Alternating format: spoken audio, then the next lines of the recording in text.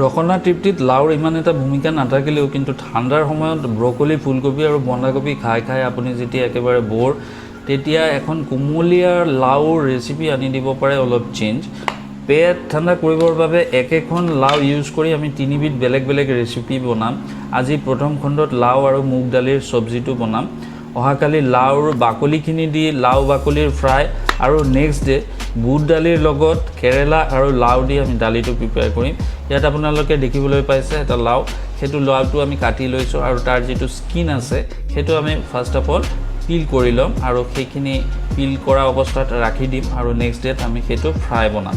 আজি আমি half পোৰ্শন লাউৰ use কৰিম হেতু লাউ দি আমি লাউ আৰু মুগু দালিৰ যেটো প্ৰিপাৰেচন সবজি আছে হেতু বনাম তাৰ কাৰণে আমি হাফ পোৰ্শন লাউ লৈছো এটো ভালকে আমি কাটি লৈছো সৰু সৰুকে কাটি লৈছো আৰু তাৰ পিছত এটো আমি ধুই পেলাই ৰেডি কৰি লম আপোনালোকে দেখিবলৈ পাইছে একেবাৰে সৰু সৰুকে আমি এটো কাটি লৈছো লাউখিনি আজি আমি হাফ পোৰ্শন লাউ ইউজ কৰিম আৰু তাৰ পিছত বেলেগ এদিনা আৰু হাফ পোৰ্শন দি আমি দালি বনাম বুট দালিৰ লগত আৰু ইয়াত আমি 50 গ্ৰাম মুগু দালি লৈছো আজিৰ ৰেচিপিটোৰ কাৰণে হাফ লাউৰ কাৰণে 50 গ্ৰাম মুগু দালি লৈছো আৰু মুগু দালিটো ড্ৰাই रोस्ट কৰি লৈছো ইয়াত গ্যাসৰ ফ্লেমটো অলপ কমাই দি পেলাই এটো ড্ৰাই रोस्ट কৰিব নহলে পুৰি যাব তাৰ পিছত তেল গৰম হোৱাৰ পিছত আমি পাঁচফোৰণ আৰু তেজপাত দি দিছো আপোনালোকে হুকান জলকীয়া দিব পাৰে আমি কেঁচা জলকীয়া দিছো আৰু তাৰ পিছত হাফ পোৰ্শন যেটো লাউ আছিল সেইখিনি আমি গোটেইখিনি দি দিছো কেৰাহীত আৰু অলপ দেৰি কুক কৰাৰ পিছত লাউৰ পৰা কিন্তু পানীটো ওলাই আহিব ইয়াত বাহিৰৰ পৰা পানী এড কৰিব নালাগে আৰু লাউখিনি ৰেডি অলপ হৈ যোৱাৰ পিছত আমি ইয়াত হালধি আৰু অলপ জিৰা গুৰি দি দিছো আৰু লগত নিমখ দি দিছো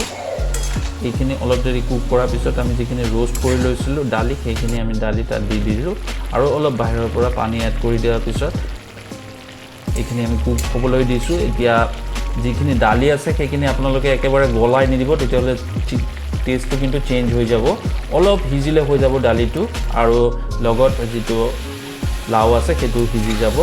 আৰু ৰেচিপিটো অলমোস্ট কমপ্লিট হৈ গৈছে এতিয়া আপোনালোকে দেখিবলৈ পাইছে পানীখিনি শুকাই আহি গৈছে আৰু এটো কমপ্লিট হৈ গ'ল আমাৰ ৰেচিপিটো আৰু এনেকুৱা প্ৰিপাৰেচন সৰু এটা প্ৰিপাৰেচন কিন্তু চেঞ্জ হিচাপে আপোনালোকে ঘৰত অবভিয়াসলি এবাৰ ট্ৰাই কৰিব এটো আমাৰ একটা এক্সপেক্টেশন আছে আপোনালোকৰ পৰা সো গাইস কেনেকুৱা লাগিলে ভিডিওখন কমেন্ট বক্সত জনাব থ্যাংক ইউ ফৰ ওয়াচিং